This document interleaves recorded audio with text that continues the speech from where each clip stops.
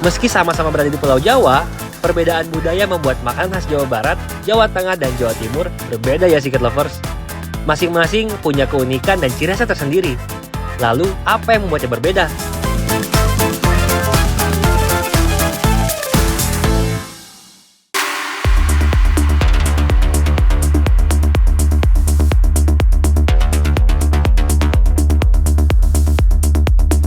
Secret Lovers, warung makan Sunda legendaris jadi incaran yang diburu sampai laris manis.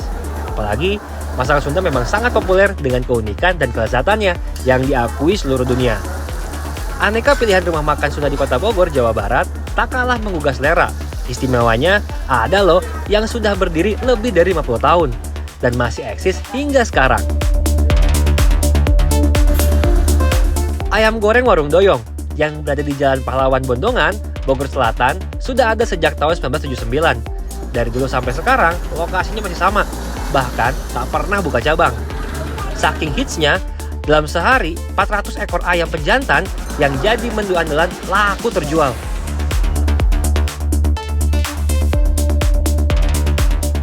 Ramai banget, wajar aja jadi salah satu rumah makan Sunda legendaris di Kota Bogor. Ini saya belum masuk nih, aroma semur jengkolnya, ayam gorengnya sudah tercium oleh saya.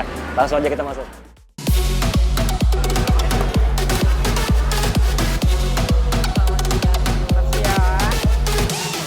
Dan ini saya lihat semur jengkolnya juga udah berapa kali tuh buatnya, Bu? Semur jengkol sudah 4 kali. 4 kali? Wow. Favorit. Dan biasanya orang tuh makan pagi, sarapan kah, makan siang atau bagaimana, Bu? Dari pagi sih ya, jam 7:30 itu yang makan itu udah banyak gitu. Oke. Jadi istilahnya disebut sarapan bukan, ya makan siang juga. Keunikan warung Sunda adalah banyaknya variasi hidangan yang ditawarkan. Banyaknya aneka lauk pauk di warung makan Sunda, bukan tanpa alasan. Dalam budaya Sunda, ada tradisi makan bersama atau ngariung. Tradisi yang menekankan kebersamaan dan gotong royong.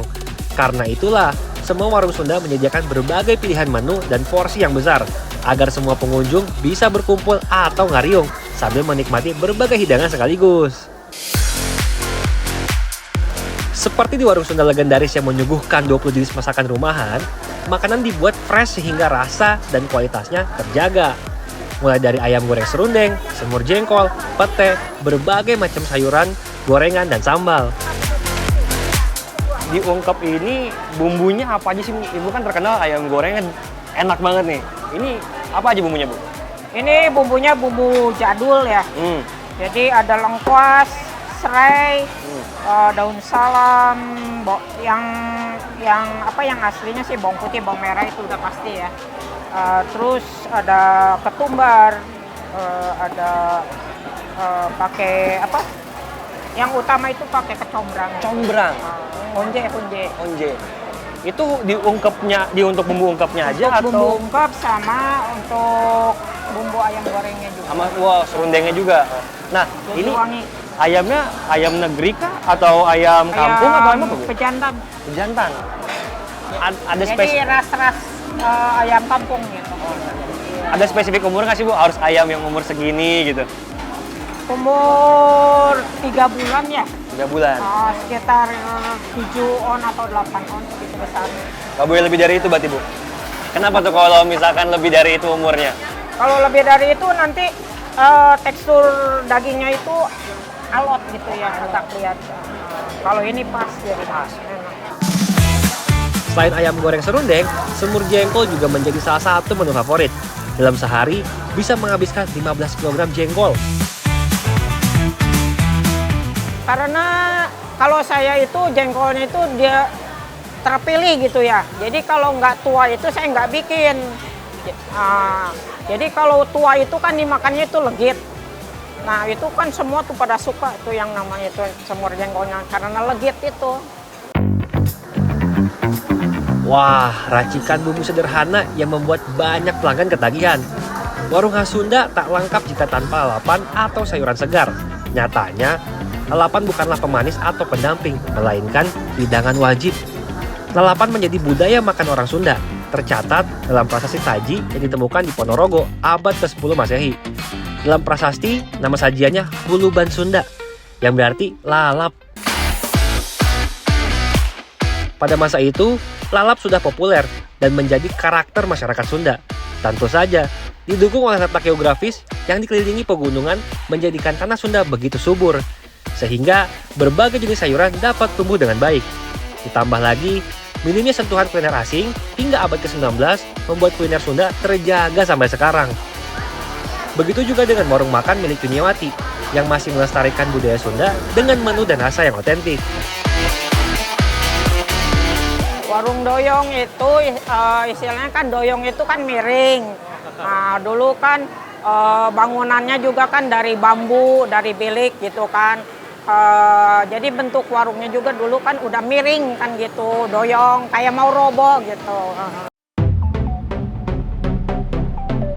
Selain ayam goreng warung doyong, ada juga warung Sunda tertua di kota Bogor. Ya, sayur asem Purwakali yang sudah berusia lebih dari 50 tahun. Warung Sunda yang kini dikelola generasi ketiga punya menu andalan sayur asem dan empal goreng. Lokasinya berada di Jalan Lawang Gintung nomor 11 Bogor Selatan, dekat dengan situs Purwakali dan makam keramat Mbah Dalem. Sejarahnya berdirinya dari 72, zamannya nenek ya dulu. Terus dikembangin, dulu mah cuma sedikit di situ, terus dikembangkan seperti ini sekarang gitu. Cuma emang kita dikelilingin itu sih, jadi ya namanya itu terkenal, jadi ada Mbah Dalem, ada situs di sini gitu, ada yang di Batu Tulis. Sayur asem yang ditawarkan berbeda dengan sayur asem ala Jawa yang sering kali menggunakan daun dan biji melinjo sebagai bahan utama. Sayur asem yang disajikan justru lebih sederhana namun kaya rasa. Isian sayur asemnya terdiri dari gabus, kacang panjang, jagung muda, dan jagung pipil yang menambah kesegaran dan kelezatannya. Tak hanya itu saja, empal goreng yang disajikan juga memiliki keistimewaan tersendiri. Nah, spesialnya empal di restoran ini, dia tuh nggak diungkep, tapi direndam dengan bumbu ini, Bu ya? Iya, iya. Ini apa aja nih bumbunya, Bu? Bawang putih, bawang merah, asam jawa, gula, Asam jawa, gula, garam. ya, ketumbar. Udah. Makanya Yang dari paling wanginya nih iya. dicampur aduk, nikmat banget, Bu Iya. ya? Jadi kuncinya tuh ada asam jawa, gula, garam. Ya, manis, asam, asin. di sini Manis, mah. asam, asin. Oke. Iya, dari dulunya. Oke. Berbagai hidangan makin istimewa jika disandingkan dengan sambal. Jangan heran ya, jika di setiap warung Sunda menyediakan berbagai jenis sambal. Sambal menjadi hidangan wajib bagi orang Sunda sejak dulu. Dari penelitian sosiologi, keadaan alam yang dingin membuat orang Sunda berupaya membuat makanan yang mampu meningkatkan rasa panas dalam tubuh. Itulah kenapa orang Sunda suka mengkonsumsi sambal. Kalau di Jawa Barat, jenis sambalnya ada sambal terasi, sambal goang, dan sambal tomat. Di Jawa Tengah beda lagi, ada sambal bajak, sambal gongso, sambal krosak khas Kebumen, dan ada pula sambal cambak khas Wonogiri. Di Jawa Tengah, sambal tidak sekedar menonjolkan sensasi rasa pedas saja, tapi juga cenderung manis, meskipun tak meninggalkan ciri khas dari pedasnya rasa sambal. Sementara di Jawa Timur, sambalnya biasa lebih gurih, asin, dan pedasnya nampol. Perbedaan makanan khas Sunda dan Jawa juga terlihat dari sayuran yang digunakan sebagai campuran sambal kacang. Kalau di Jawa Tengah maupun Jawa Timur menggunakan sayur matang seperti pecel dan gado-gado. Sedangkan Sunda lebih suka sayuran mentah seperti karedok. Umumnya, masakan khas Jawa Timur memiliki cita rasa asin dan pedas. Kebanyakan masyarakat Jawa Timur banyak menggunakan terasi dan petis sebagai penambah rasa pada masakan. Ciri lainnya, masakan khas Jawa Timur dimasak sampai benar-benar matang. Kebanyakan dimasak dengan cara dikukus, dibakar, atau dipepes. Selain itu, bahan yang selalu dipakai pada masakan Jawa Timur adalah bawang putih Secret Lovers. Makanan khas Jawa Timur memang unik-unik ya, apalagi makanan yang berada di ujung Pulau Jawa, yaitu daerah Banyuwangi. Makanan khas Banyuwangi terbilang unik karena banyak menggabungkan dua jenis makanan jadi satu makanan yang baru.